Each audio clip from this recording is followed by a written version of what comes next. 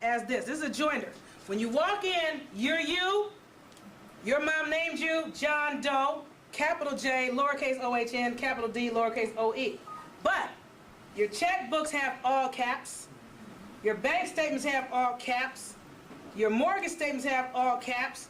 Phone bill, light bill, gas bill, credit, everything has all caps. Has anybody noticed that? Yes. Now, I do have a comrade that works as a legal secretary, and she said they're beginning to do things in upper and lower, which is interesting because they are aware that people are figuring things out. But they probably perfected the game such that at this point it doesn't matter. But what's going on here is they know that you're you, a living entity, and they know that this straw thing is something they created, which is a debtor. You guys, as melanated individuals that are the real autochtons here, are the creditors.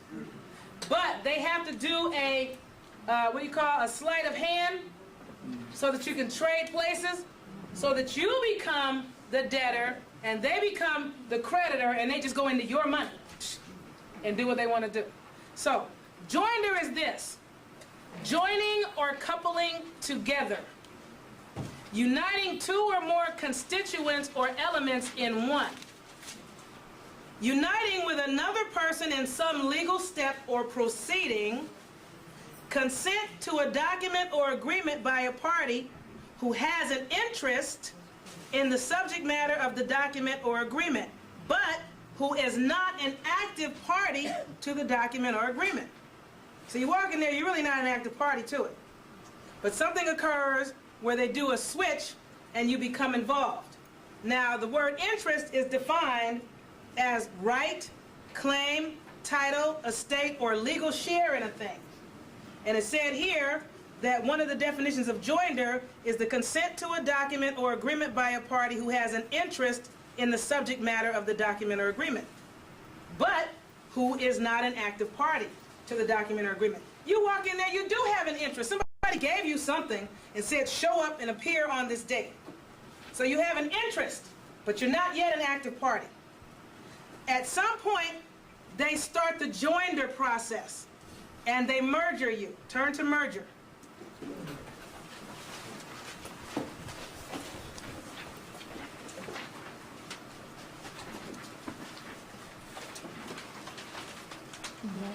Because the word merger means confusio. What is confusio? What's confusio? What's missing here? What is this word? It's confusion. Period. Simple as that. Okay, here we go. Today we're moving a lot slower. A merger is the fusion or absorption of one thing or right into another. Generally spoken of, a case where one of the subjects is of less dignity or importance than the other, and here the less important ceases to have an independent existence. So when you walk into court, which of the entities is of less importance, you or the straw person? The straw person. The straw person is the less significant entity. Okay? You're the living sentient being. Yeah, but they can only deal with the straw man. No. They can't get the straw man to do anything without attaching it to the living sentient being that has the wealth. You have to attach it to the real to make it do anything. So the real is the most significant thing. Okay? So, let me say that one more again. A merger is the fusion or absorption of one thing or right into another. Generally spoken of, a case where one of the subjects is of less dignity or importance than the other.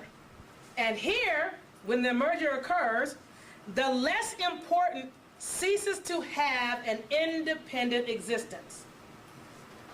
So now, the substance of the thing is merged into and becomes a part of a separate thing with a new third identity.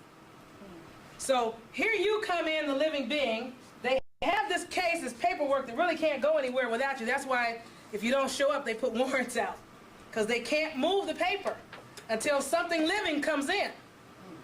Okay? Now they can create the warrant without the living, but they can't move the case without the living because you're the substance. So they take that which is substantial, unify it with that which is not, and create a third thing in confusio. All right, they merge you together. It says further here that as applied to rights, the term is equivalent to confusio in the Roman law, where the qualities of debtor and creditor become united in the same individual, and there arises a confusion of rights, which is often called an extinguishment. See, a lot of people just think about that in terms of banking, you know, and bankruptcies and this and that, but it goes further than that, because everything going on in the courts is about banking. That's why the judge sits on a bench, and the word bench, when you look it up, it means bank. They have to go after the real and pull funds and resources and raw material from that which is real and create this new thing, because they have a fake thing here that's doing nothing. It's just sitting there till you come along with the living, breathing. They connect you, and now they have a third thing that can go into the funds and pull from the banking account. Okay? Now, it goes into extinguishment. Turn to extinguishment.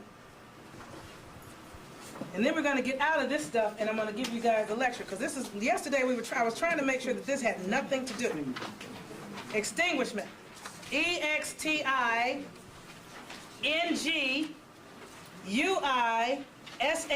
M like money, E-N-T.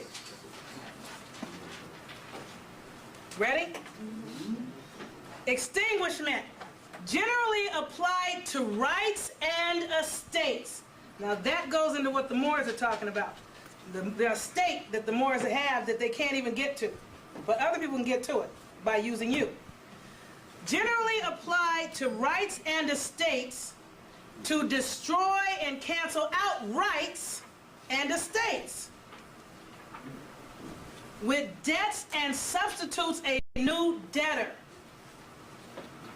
One party, the creditor, which was you, makes the other his executor, substitutes via novation a new creditor or debtor for another. Then it goes into C, bankruptcy.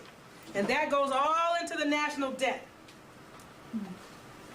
See, because when the Europeans got set up, the Moors helped set them up. And when I say the Moors, because you keep talking about the Moors or somebody else, what did we find out in the dictionary yesterday about Moors? Who are Moors? What did the dictionary say? Any what? Any what? Any person of color. Any dark-skinned person.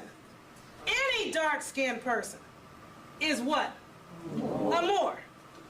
Okay. Now again, that may or may not be a good thing. Moor then could be the same as niggers now. I don't know. I wasn't there. But I'm telling you what, you know, they have on the record. So when they got set up, we set them up, we helped write the Articles of Confederation for them, and we helped finance and fund them. And they owed us. They never paid it back. To this day, they keep beating on us and still stealing. And somehow they wound up flipping the script, and we think we owe them everything. Well, I got to pay my car note, house note, and even though I'm not getting any rent for these tenants on my land, whose land is this? And we get nothing from the people on the land except grief and aggravation.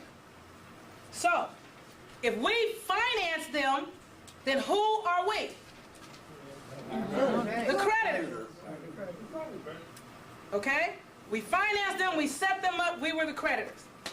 Now, I don't know what's going on with the Federal Reserve System. I have no idea who they are. They may or may not work for us. I don't know. Yes? That case you were talking about, reference to the gold that came up when Clinton was in office, $25 million in gold. That's what was given to the United States by the Moors to set up their own corporation.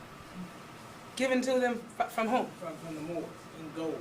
That's how they started the corporation. And that was brought up again when Clinton was in office. That's why they give you the assumption that they impeached them, but you can't impeach someone when the government's in bankruptcy.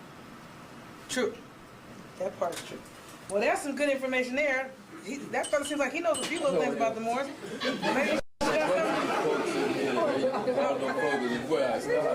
Oh, okay. Okay. So, Do I need to say that one more again, or do you guys understand what happened here? Extinguishment generally applied to rights and estates to destroy and cancel out rights and estates. With debts, this substitutes a new debtor. One party, the creditor, makes the other his executor, substitutes via novation a new creditor or debtor for another. This is why we keep getting beat up, because they don't ever want to pay us. Right. At this point, when you start talking about interest, I don't think they could pay us. They can. They can never pay. And at this point, I'd be happy to say, okay, we'll do this bankruptcy. What do they do bankruptcy and close out? You just shut out the debts, go home. How many payments did they make to the Empress? Don't, on her $86 million nothing as far as I'm knowing. You need to get her book. Right. But turn to novation now, and then we're going to start getting up out of this. The last thing I'm going to cover in this legality, because all we were doing was teaching you guys how to research. We started out with how to look up words in a regular dictionary, and then we went into how to decode things in the Strong's Exhaustive Concordance. And from there we went into Black's Law, and somehow we're still stuck on Black's Law, which we should have been done with all this yesterday, and today should have been just a lecture. Are you guys at novation? Yes, ma'am.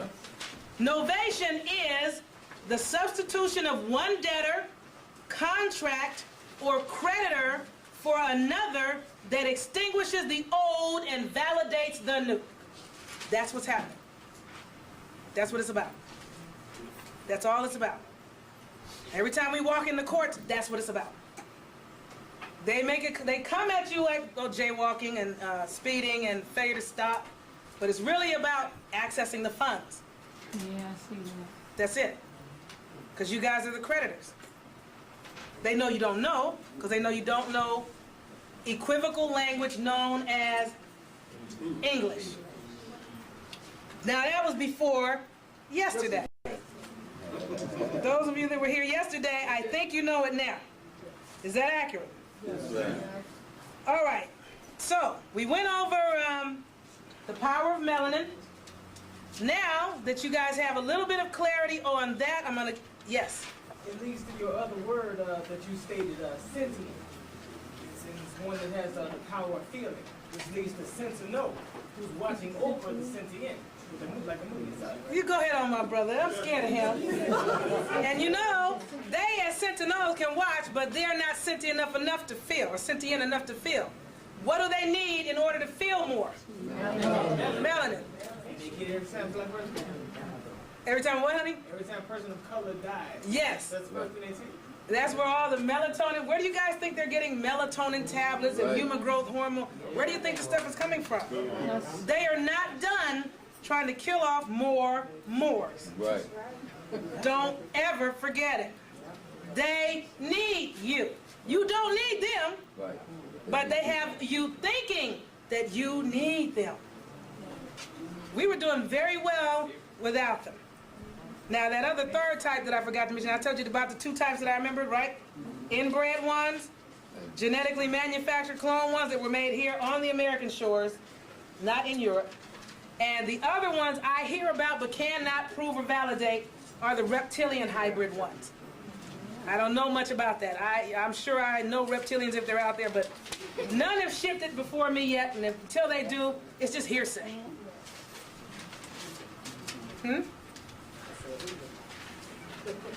Oh, you know one? You saw one? He knows about the reptilian. Oh, a lot of people know about it, but have you seen one? If you haven't seen one, it sounds good. I was in peyote ceremony. They were playing games, real tough game. So I did some funky shit to counter their funky shit. And then they all started rearing up in their snake bodies. And I just stayed on my square. I'm like, y'all ain't scared me, so you can get back in my body. So you actually saw them shift before your eyes? But I'm used to being out of body, so that's not a new experience for me. Oh, you were in an astral projection mode? When you do ceremony, you're going to automatically be. Just being in the vortex is going to take you there and doing the hallucinogenics as well. Well, see, now this is different, because when you get into an astral projection mode, and sorry if we're going a little over some people's heads, we are the most powerful serpent with our two kundalini, one kundalini that appears to be two. gonna go somewhere with that because when they speak of the serpent, I mean, it's really you. Yes. So what they're trying to do is they're trying to bring it back to you so you can master them because otherwise you won't get it. So they take it back to a language and they give you G, but it's really a Y, as in yo. And this is what the Bush family studies because Bush is the German translation from the Moorish translation, which is Cree for cat. It's cat and Cree, the last name Bush. And so you have this other movie that's out right now. It's called No. It just came out over the weekend. It just came out within the last week. But anyway, it's Barbara Bush is in it.